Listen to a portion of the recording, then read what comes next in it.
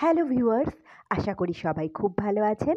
আবারও একটা নতুন ব্লগে আপনাদেরকে ওয়েলকাম জানাচ্ছি। আপনারা দেখছেন ডেইলি লাইফ ইন্সপিরেশন। তো সঙ্গে থাকুন, দেখতে থাকুন ব্লগটা। প্যাকআপের পর উঠে পড়েছি মেট্রোতে। প্রত্যেক দিন অবশ্য মেট্রোটা এখন পাচ্ছি না, তবে আজকে মেট্রো পেয়ে গেছি, তাই জন্য মেট্রো করেই বাড়ি পৌঁছালাম।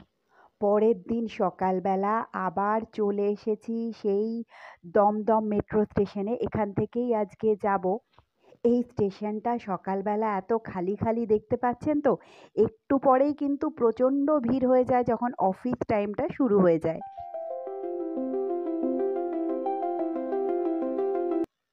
আর এই যে দেখুন, কিছু কিছু করে লোকজন আবার আসতে শুরু করেছে সকালবেলা এখন। তবে এই স্টেশনটা কোনো সময় খুব একটা খালি থাকে না। আর এই যে আমাদের মেট্রো চলে এসেছে। যেহেতু মেট্রোর টাইম অনেকেরই জানা থাকে, তাই ঠিক টাইমে আবার অনেক লোকজন দেখছি চলে এসেছেন। উঠে পড়ছি ট্রেনে। আর এখানে গেটটা দেখা যাচ্ছে এখনো বন্ধ হয়নি। উঠেই অবশ্য বসার জায়গা পেয়ে গেছিলাম। কিছু স্টেশন পেরোনোর পর অবশ্য ট্রেনটা অনেকটাই খালি হয়ে গেছিল। তারপর এবার পৌঁছে গেছি আমার গন্তব্য স্টেশন টালিগঞ্জে। যেহেতু এই স্টেশনটা অনেকটা পরে, প্রায় কবি সুভাষের অনেকটাই এই দিকে, তাই জন্য ট্রেনটা লাস্টের দিকে অনেকটা খালি খালি হয়ে যায়, স্পেশালি সকালবেলায়। তো এই যেই ট্রেনটায় এসেছিলাম সেই ট্রেনটা তো চলে গেল।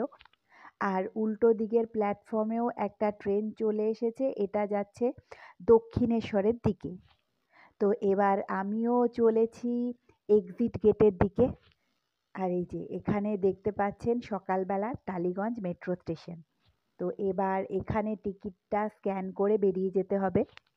স্টুডিওতে পৌঁছে রেডি হয়ে চলে এসেছি আমাদের দেবী বরণের ফ্লোরে।